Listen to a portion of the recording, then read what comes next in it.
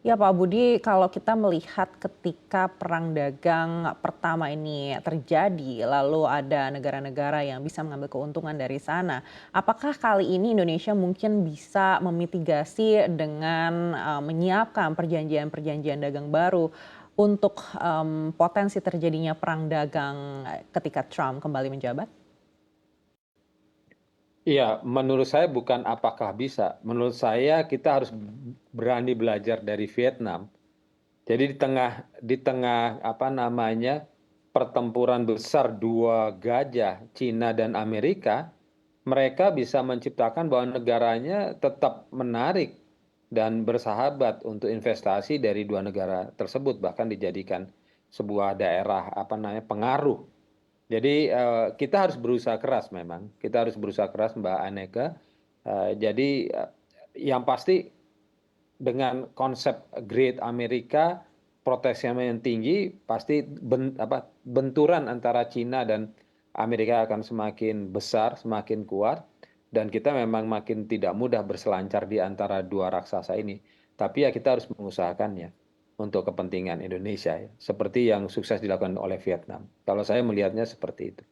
Baik, lalu apa yang mungkin, bisa menjadi daya tarik Indonesia begitu? Di sisi lain kita tahu Vietnam ini juga punya free trade agreement dengan Amerika Serikat dan ini sudah berjalan cukup lama. Tanpa free trade agreement ini apa yang, mungkin bisa kita tawarkan ke Amerika ataupun ke China ketika perang dagang itu terjadi? Iya, kembali kalau saya basicnya sebetulnya Indonesia masih akan selalu menarik ya, apalagi tadi eh, apa namanya nikel menjadi salah satu apa namanya kita adalah produksi terbesar untuk nikel ya kalau tidak salah seperti itu.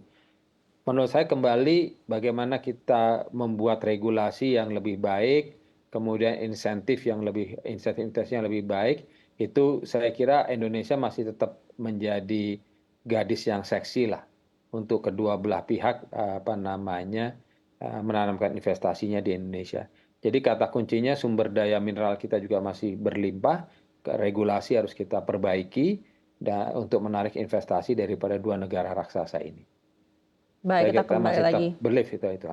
Baik, kita kembali ke Ibu Medi. Ibu Medi, tadi Ibu sampaikan dibutuhkan insentif dari pemerintah Amerika Serikat agar pengusaha di Amerika Serikat ini mungkin bisa lebih yakin lagi untuk mengambil nikel atau bahan baku nikel dari Indonesia begitu.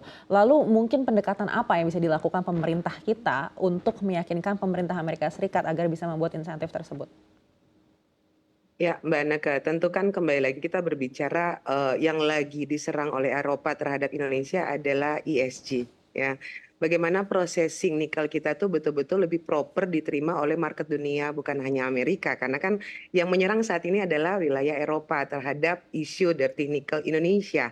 Nah, artinya bagaimana kita membuktikan bahwa kita mampu ke situ dan kita layak dan kita proper untuk diterima di negara-negara termasuk Amerika.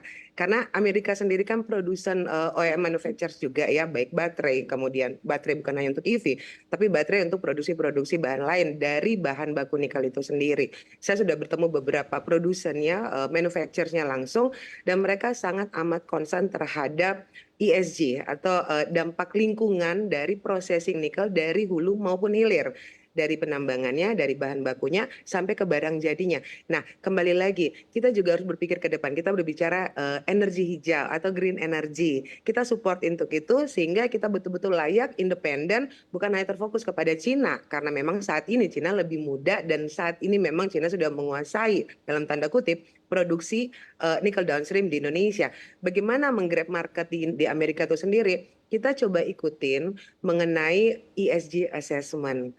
Assessment seperti apa yang dibutuhkan oleh market? Salah satunya market dari Amerika, sehingga mereka layak, sehingga produk kita layak diterima di pangsa pasar Amerika.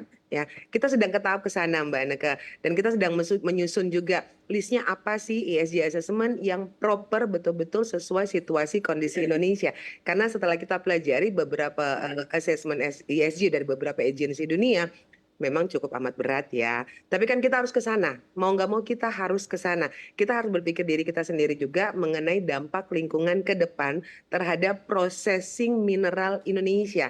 Dari penambangan sampai ke barang jadi. Walaupun kita sudah sangat amat bangga kemarin kita lihat bersama kita sudah berhasil nih membuat satu ekosistem baterai yaitu pabrik Hyundai dan katanya saat ini masih terbesar di Asia ya.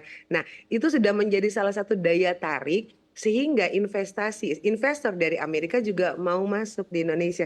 Tapi kita proper dulu nih list demand dari mereka, asesmennya seperti apa yang dibutuhkan oleh market OEM manufacturer khususnya Amerika. Dan dalam hal ini juga kita langkah-langkah pemerintah Indonesia untuk memberikan insentif, kembali lagi, insentif kepada para pengusaha sehingga lebih menarik dan lebih ketertarikan mereka itu untuk bekerja sama dengan Indonesia. Dalam hal ini penyediaan bahan baku.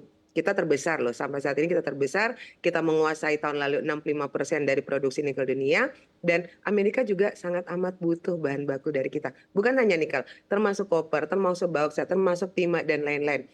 Dan itu ada di Indonesia. Dan mudah-mudahan pemerintah Indonesia segera menyusun langkah strategis, dan sebentar lagi kita akan merilis namanya Perpres ya, Perpres terkait critical minerals dan mineral strategis Indonesia. Nah, langkah-langkah apa nih yang bisa diambil sehingga memudahkan, memberikan kenyamanan, memberikan rasa aman, dan memberikan keuntungan untuk pengusaha dan untuk negara. Mudah-mudahan ini terjadi, Mbak Neka, bantu doa, dan ini akan segera dirilis, dan ini bisa menjadi barometer juga pengusaha Amerika untuk masuk di Indonesia. Dan kembali, pemerintah Indonesia langkahnya mempercepat FTA-nya, ya, Free Trade Agreement-nya, bukan hanya dengan Amerika maupun dengan Eropa juga, sehingga ada ketertarikan dari pihak mereka untuk dapat dukungan dari pemerintah kedua belah pihak, bukan hanya Indonesia tapi juga pemerintah Amerika ke depannya. Siapapun yang menang ya, tapi terakhir yang ingin saya sampaikan, Mbak Neke, kalau memang salah satu nih kita lihat Joe Biden atau Trump, jangan sampai ada boykot impor dari Cina ke Amerika, sehingga nanti ke depannya Cina kan mau nggak mau mencari market, dan terjadi banjir impor ke Indonesia, dan sehingga ke depannya kita melihat perang dagangnya nih antar pengusaha di Indonesia sendiri terhadap banyaknya impor produk dari Cina itu sendiri. Tadi disampaikan Ibu Medi juga kekhawatiran jika terjadinya perang dagang antara Amerika Serikat dan China, ini Indonesia berpotensi kena banjir impor dari produk-produk China yang tidak bisa masuk ke Amerika Serikat. Apakah harus dilakukan mitigasi dari segi regulasi lebih awal dari pemerintah kita, apalagi kita juga akan ada pemerintah yang baru di Oktober nanti? Ya, definitely. Sebetulnya kita di Apindo udah pusing, nggak usah nunggu perang dagang. Sekarang tuh luar biasa banjir import dari Cina, seperti misalnya di industri apparel, ya, apa tekstil dan segala macam itu ongkos apa namanya import apa barang Cina yang masuk ke Indonesia itu harganya bisa lebih murah daripada ongkos produksi kita. Jadi saya kira sih sudah waktunya bahwa pemerintah kita juga memberikan apa proteksi yang lebih baik lah supaya industri dalam negeri bisa bertumbuh. Jadi saya kira tanpa menunggu terjadinya ketegangan perang dagang yang lebih seru, kalau Trump akhirnya terpilih, saya kira dari sekarang pun hal tersebut harus kita lakukan.